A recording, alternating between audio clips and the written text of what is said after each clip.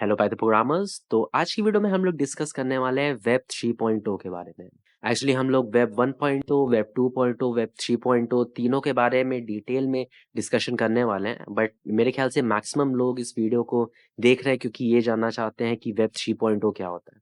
तो मेरे ख्याल से आप लोग ने मेटावर्स के बारे में सुना होगा। रिसेंटली फेसबुक ने अपना नाम मेटा में चेंज कर दिया क्योंकि वो मेटावर्स पे काम कर रहे हैं। आप लोग ने एनएफटी का नाम सुना होगा। आप लोग ने क्रिप्टो करेंसीज के बारे में सुना होगा, बिटकॉइन, इथेरियम, कार्डानो, डोज बहुत फेमस हुआ था आजकल। तो ये सब जो चीजें हैं, ये सब जो कॉन्सेप्ट्स हैं, ये सब एक्चुअली वेब 3.0 पे एग्जिस्ट करते हैं। तो मुझे पता है कि आप लोग को बहुत कंफ्यूजन हो रहा होगा, भाई तुम बोल क्या रहे हो, ये सब कैसे इस पे एग्जिस्ट कर रहे हैं, बोलना क्या चाह रहे हो। तो स्टार्ट करते हैं हम लोग। और इसको समझाने के लिए मैं थोड़ी स्टोरी वाइज, थोड़ी एक फ्लो में आप लोग को समझाऊंगा। तो सबसे पहले इंटरनेट की एकदम शुरुआत में चलते हैं, ठीक है। बहुत लंबी कहानी नहीं होगी, शॉर्ट टू द पॉइंट होगी। बट मैं स्टार्टिंग से इसलिए समझा रहा हूँ क्योंकि ये थोड़ा ज़रूरी है। वरना अगर मैं सीधे वेब 3.0 पे चला जाऊँगा तो आपको समझ में नहीं आएगा, ठीक है। तो सबसे पहले जब इंटरनेट स्टार्ट हुआ तो उस टाइम हम लोग के पास था वेब 1.0। थोड़ा-सा मैं सही तरीके से लिख दूँ, वेब 1.0, ठीक है। अब मुझे नहीं पता कि कौन से साल में स्टार्ट हुआ था, मुझे याद नहीं। बट ये मेरे ख्याल से अप्रॉक्सिमेटली 2004 तक चला। उसके बाद फिर वेब 2.0 आ गया हम लोग का।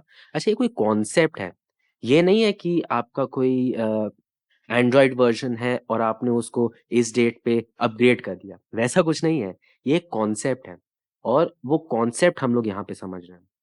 तो 2004 में लगभग वेब 2.0 का कॉन्सेप्ट बहुत पॉपुलर हुआ। तो वेब 1.0 में क्या होता था कि आपकी स्टैटिक वेबसाइट्स होती थी। स्टैटिक वेबसाइट्स मतलब कि आपने कोई चीज़ सर्च की सर्च इंजन पे, या फिर आपने कोई वेबसाइट खोला किसी लिंक से, और आपको वहाँ पे स्टैटिक पेजेस मिल जाएँगे, वहाँ पे टेक्स्ट लिखा रहेगा, वहाँ पे वीडियो रहेगी, कोई लॉगिन नहीं, कोई डेटा कलेक्ट नहीं, कोई कुकीज़ नहीं, कुछ नहीं, ठीक है? तो ये था आपका वेब 1.0। यहाँ पे स्टैटिक वेबसाइट थी। कंटेंट क्रिएटर्स जो थे, जो कि ये सब वेबसाइट्स बना रहे थे, उस पे चीज़ें लिख रहे थे, वो बहुत लिमिटेड थे। और ऐसा क्यों था? क्योंकि यहाँ पे मोनेटाइज़ेशन के वेज़ बहुत कम थे। भाई ये वेबसाइट्स आपसे डेटा कलेक्ट नहीं कर रही हैं, तो इनके मोनेटाइज़ेशन के वेज़ बहुत ज़्यादा थे नहीं। इसके बहुत कॉमन एग्ज़ाम्पल है, या फिर तो वो कोई बड़ा बिज़नेस है जो कि अपनी इंटरनेट प्रेज़ेंस ला रहा है। मान लो कि कोई बिज़नेस है जो कि इस वेबसाइट से आपको अपने फ़िज़िकल स्टोर पे लेकर जा रहा है। भाई मेरी फ़िज़िकल स्टोर यहाँ पे है, मैं ये प्रोडक्ट्स बेचता हूँ। उस तरीके की वेबसाइट हो सकती है। कोई न्यूज़ चैनल की वेबसाइट हो सकती है। तो ये कुछ एग्ज़ाम्पल थे उस टाइम के वेब 1.0 के वेबसाइट्स के, ठीक है? उसके बाद एक बहुत बड़ा रेवोल्यूशन आया। एक्चुअली 1.0 भी बहुत बड़ा रेवोल्यूशन था क्योंकि हम लोग इंटरनेट की दुनिया पे आए थे। हम लोग वर्ल्ड के किसी भी कोने पे बैठ के हम लोग कोई भी नॉलेज ले सकते थे। तो ये बहुत बड़ा रेवोल्यूशन था। बट उसके बाद एक बहुत बड़ा रेवोल्यूशन आया, वेब 2.0। अप्रॉक्सिमेटली 2004 के आसपास आया था। और वेब 2.0 के अंदर आती हैं वो चीज़ें जिनका आजकल बहुत ज़्यादा बोलबाला है। फेसबुक, यूट्यूब और जो भी ये सब वेबसाइट्स हैं, जो भी बड़ी-बड़ी कंपनीज़ हैं, जिनको आज आप जानते हैं, ये सब आपके वेब 2.0 में जाती हैं। अच्छा, यहाँ पे मैं एक चीज़ मेंशन करना भूल गया, ये रीड ओनली वेबसाइट थी। मतलब कि आप बस डेटा को पढ़ रहे थे यहाँ पे, आप कुछ राइट नहीं कर रहे थे। जो वेब 2.0 है, यहाँ पे आप रीड एंड राइट कर रहे हैं। मैं समझा रहा हूँ, मुझे पता है कि आपको कन्फ्यूज़न है कि रीड एंड राइट क्या बोल रहे हो, तो मैं समझा रहा हूँ। रीड एंड राइट का मतलब कि आप डेटा पढ़ भी रहे हो। जैसे मैं बहुत सिंपल सा एग्जांपल लेता हूँ, यूट्यूब, ठीक है। आप यूट्यूब पे वीडियो देख भी रहे हो, मतलब कि आप रीड भी कर रहे हो, और आप अपनी खुद की वीडियोस अपलोड भी कर रहे हो। इसका मतलब कि आप राइट भी कर रहे हो। तो इसलिए ये हम लोग का कहलाने लगा read and right era of web. यहाँ के कुछ की पॉइंट्स हैं जो कि मैं आपको बताना चाहता हूँ। सबसे पहले तो यहाँ पे कंटेंट क्रिएटर्स को बहुत सारे ऑप्शंस मिल गए, क्योंकि अब जैसे यूट्यूब वेबसाइट है, ठीक है, यहाँ पे कोई भी वीडियोस डाल सकता है। जब तक कि आप यूट्यूब के पॉलिसीज के अंदर है, यहाँ पे कोई भी वीडियोस डाल सकता है, कोई भी अपने व्यूज यहाँ पे जाहिर कर सकता है, कोई भी यहाँ से अर्निंग ले सकता है। अब आप ये सोच रहे होंगे, अब बात ये है कि यूट्यूब जैसी बड़ी कंपनी, गूगल या फिर फेसबुक जैसी बड़ी कंपनी आपको पैसा कैसे दे रही है? जब वो आपको ये सारी सर्विसेज फ्री दे रही हैं, तो वो आपको पैसा भी कैसे दे रही हैं, जो भी आपके कंटेंट क्रिएटर्स हैं, उनको पैसा कैसे मिल रहा है। तो होता क्या है, जब आप किसी चीज़ के लिए पे नहीं करते हैं, तो आप खुद एक प्रोडक्ट हैं। ये मैंने हिंदी में समझा है। इंग्लिश में ये बहुत फेमस एक फ्रेज़ है, if you are not paying for the service then you are the product. तो यहाँ पे क्या होता है, जब भी आप इनकी सर्विसेज़ यूज़ करते हैं, जब भी आप इनका प्लेटफ़ॉर्म यूज़ करते हैं, तो ये आपसे आपका डेटा ले लेते हैं, ठीक है?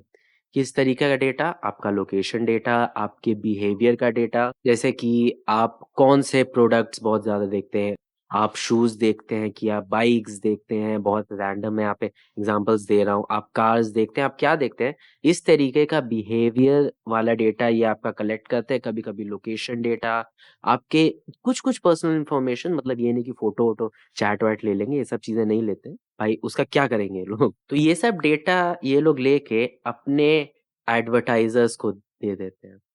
इससे क्या होता है? Advertiser okay. एडवर्टाइज़र्स को दे देते हैं। इससे क्या होता है? एडवर्टाइज़र्स को थोड़ी आसानी होती है अपने प्रोडक्ट्स को प्रमोट करने के लिए। मान लीजिए कोई शूज़ की कंपनी है, अब उसको पता है कि ये बंदा शूज़ बहुत देखता है, तो ये उसको वो प्रोडक्ट दिखा सकते हैं।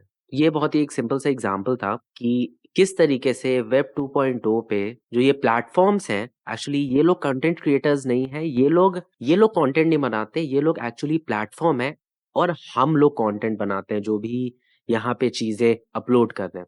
फ़ेसबुक कंटेंट नहीं बनाता है, फ़ेसबुक पे जो लोग हैं, वो लोग कंटेंट बनाते हैं। यूट्यूब कंटेंट नहीं बनाता है, यूट्यूब पे जो लोग हैं, जो कंटेंट क्रिएटर्स हैं, वो लोग कंटेंट बनाते हैं। तो वेब 2.0 का ये मतलब था। ऑल्सो एक और चीज़, इसमें जो आपका डेटा है, इसमें जो भी आप चीज़ें इस पे अपलोड करते हो, वो आपका नहीं है। You don't own that data. और मेरे हिसाब से अगर ये कंपनीज़ अगर रेलेवेंट डेटा ले रही हैं, तो इसमें कोई दिक्कत नहीं है। अगर वो रेलेवेंट डेटा ले रही हैं तो। अगर बहुत ज़्यादा पर्सनलाइज़्ड डेटा ले रही हैं और वो अगर थर्ड पार्टी को आउट ऑफ द प्लेटफ़ॉर्म दे रही हैं, जो कि काफ़ी केसेज़ हुए थे, जो कि मैं यहाँ पे डिस्कस नहीं करने वाला हूँ। उससे फिर थोड़ी दिक्कत होने लगी और वहीं से हमारा एक इनिशियलाइज़ेशन हुआ वेब 3.0 का, ठीक है? यहीं से अब हम लोग स्टार्ट करने वाले हैं वेब 3.0। तो इसका बेसिक कॉन्सेप्ट्स क्या है? It is created by the people, it is created for the people. और इसका जो एक कॉन्सेप्ट है वो है डिसेंट्रलाइज़्ड, ठीक है? डिसेंट्रलाइज्ड। अब ये कोई ऐसा नहीं है कि 1-2 साल में एकदम नया कॉन्सेप्ट आ गया। हम लोग ओपन सोर्स प्रोजेक्ट्स को हमेशा सपोर्ट कर रहे थे। लाइनक्स हो गया, ये हमेशा से ओपन सोर्स रहा है एंड इसकी पॉपुलैरिटी धीरे-धीरे बढ़ी ही है और इसने वेब 3.0 के कुछ-कुछ बेसिक टर्म्स को सपोर्ट भी किया है, जैसे ट्रांसपेरेंसी हो गई, आपको ओपन सोर्स में पता है कि कोड क्या है, कैसे है और कहीं न कहीं डिसेंट्रलाइज़ेशन भी, क्योंकि बहुत सारे लोग उस पे काम कर रहे हैं। ये एक ट्रांज़िशन फ़ेज़ था हमारा वेब 3.0 के। तो इसमें बहुत सारे एग्ज़ाम्पल हैं, आपका क्रिप्टो करेंसी हो गया, आपका एनएफटी हो गया, आपका मेटावर्स हो गया। तो इसमें बेसिकली क्या होता है कि जो भी मेंबर्स हैं, जैसे ये टोटली ब्लॉकचेन का कॉन्सेप्ट है कि बहुत सारे लोग मिल के एक नेटवर्क बनाते हैं और वही लोग नेटवर्क को कंट्रोल करते हैं और उन्हीं लोग के डिसीजन से इस सारे नेटवर्क के डिसीजन लिए जाते हैं, इन्हीं लोग के मेजोरिटी के डिसीजन से। तो जो लोग को ब्लॉकचेन का कॉन्सेप्ट नहीं पता, मैं थोड़ा सा यहाँ पे एक आपको जनरल एक आइडिया दे देता हूँ। मान लो कि आप 5 लोग हो, ठीक है? तो 1, 2, 3, 4, 5, ठीक है? आप लोग ने एक सिस्टम बना लिया, आप लोग ने एक इकोसिस्टम बना लिया कि भाई मेरे पास एक पेन है और वो पेन को जो भी लेगा, वो सबके परमिशन पे लेगा, ठीक है? यहाँ पे ये कम्युनिटी वाली पेन हो गई, ठीक है? यहाँ पे कम्युनिटी वाली पेन हो गई, जो भी लेगा, वो सबकी परमिशन लेगा। तो मान लो ये 1, 2, 3, 4, 5 ये लोग हैं। मान लो चौथे नंबर वाले बंदे को ये पेन लेनी है, ठीक है? अब उसके पेन लेने से पहले सारे लोग से ये परमिशन लेगा, भाई पेन मैं ले लूँ, पेन मैं ले लूँ, पेन मैं ले लूँ। सारे लोग बोलेंगे चलो ठीक है ले लो और सारे लोग अपने पास एक रजिस्टर में मेंटेन करेंगे कि हाँ भाई इसने पेन ले ली, है ना? इसने पेन ले ली यहाँ पे और अब मान लो नंबर 3 को पेन की ज़रूरत है, ठीक है? अब वो गया यहाँ पे, उसको दिखा कि यहाँ पे पेन है नहीं। वो सबसे बोला कि भाई सब लोग अपना रजिस्टर चेक करो, मेरे में दिखा रहा है कि नंबर 4 ने लिया था पेन, ठीक है? सब लोग बोलेंगे कि ये फर्स्ट वाला बोलेगा हाँ भाई मेरे में भी दिखा रहा है, सेकंड वाला बोलेगा हाँ भाई मेरे में भी दिखा रहा है, थर्ड वाला तो खुद ही माँग रहा है। फोर्थ वाले ने फिफ्थ वाले को पटा लिया, भाई तुम बोल देना कि मैंने पेन नहीं लिया। थोड़ा-सा अपने जो लेजर है, अपना जो यहाँ पे रजिस्टर है, इसमें इसमें तुम थोड़े चेंजेस कर दो। ये मैं बहुत रफ आइडिया दे रहा हूँ ब्लॉकचेन का, ताकि एक लेमैन को भी ये समझ में आ जाए। मैं बहुत ज़्यादा टर्म्स में नहीं घुस रहा हूँ कि यहाँ पे कंसेंसस प्रोटोकॉल्स फॉलो किए जाते हैं और फलाना-ढिमकाना, वो सब चीज़ें मैं नहीं समझा रहा हूँ। मैं आपको एक जनरल एग्ज़ाम्पल के तौर पे समझा रहा हूँ। तो ओके, तो चौथे ने पाँचवें को बोल दिया भाई तुम बोल देना कि मैंने पेन वापस कर दी थी। अब लोग ये देखेंगे कि 1, 2, 3 के रजिस्टर में दिखा रहा है कि 4 ने पेन ली थी बट वापस नहीं की, और 4 और 5 में बस दिखा रहा है कि उसने पेन वापस की थी। तो यहाँ पे मेजॉरिटी जो है उसके में एक चीज़ दिखा रही है, तो ऑब्वियसली यहाँ पे कुछ मैलिशियस एक्टिविटी हुई है, ठीक है? तो इसको मैं एक और टर्म से डिनोट करता हूँ, this is called democracy of internet, क्योंकि यहाँ पे भाई हर किसी का डिसीजन लिया जा रहा है और मेजॉरिटी जो बोल रही है वही हो रहा है। और यहाँ पे एक और चीज़ होती है, कुछ पॉइंट्स यहाँ पे आपको ध्यान रखने वाले हैं। कहाँ गया मेरा पॉइंटर? सबसे पहले तो ये पीयर टू पीयर नेटवर्क है। पीयर टू पीयर मतलब एक इंसान से दूसरे इंसान, ठीक है? One peer to another peer. उसके बाद इस पे जो एप्स बनते हैं, इस पे एक्चुअली वीडियो शेयरिंग एप्स और बहुत सारे तरह के फोटो शेयरिंग ऐप, ये सब तरह के एप्स बन रहे हैं वेब 3.0 यानी ब्लॉकचेन पे, ओके? उन सब को हम लोग डैप्स बोलते हैं। DAPS या DAAPS, whatever it is, decentralized application बोलते हैं उनको। और यहाँ पे क्या होता है, जो नोड्स होते हैं, अच्छा अब यहाँ पे क्या होता था, यहाँ पे आपको अ, अपना वीडियो अपलोड करने का या फिर अपनी फ़ोटो अपलोड करने पे जितने लोग देख रहे हैं, उसका पैसा मिलता था। मतलब वो कुछ इनका फ़ॉर्मूला होता था वेब 2.0 पे, जिसके हिसाब से इंसेंटिव मिलते थे। बट वेब 3.0 में क्या है, हर मेंबर को, हर नोड को उसके पार्टिसिपेशन के हिसाब से रेवेन्यू मिलेगा। अब ये जो रेवेन्यू है ये यूजुअली ब्लॉकचेन की नेटिव करेंसी में होता है, नेटिव करेंसी में होता है। जैसे बिटकॉइन ब्लॉकचेन का जो नेटिव करेंसी है वो बिटकॉइन है, इथेरियम का ईथर है, आपका कार्डानो का एडा है। तो ये सब कुछ नेटिव करेंसी है कुछ मेजर ब्लॉकचेन्स की। तो यहाँ पे इंसेंटिव मिलता है पार्टिसिपेशन पे। तो मेरे ख्याल से आप लोगों को समवॉट समझ में आ गया होगा कि वेब 3.0 क्या है। Web 3.0 is actually the decentralized version of internet. आप बेसिकली ये समझ लो कि ये डिसेंट्रलाइज्ड वर्जन है इंटरनेट का, एंड इस पे हम लोग की क्रिप्टो करेंसीज, एनएफटी, मेटावर्स और जो भी आप चीजें सुन रहे हैं वो सब इस पे एग्जिस्ट करती हैं। ये पीयर टू पीयर नेटवर्क है, इस पे जो एप्स बनते हैं इसको डैप्स बोलते हैं, और इस पे हर नोड को, हर मेंबर को इंसेंटिव मिलता है पार्टिसिपेशन का, ठीक है?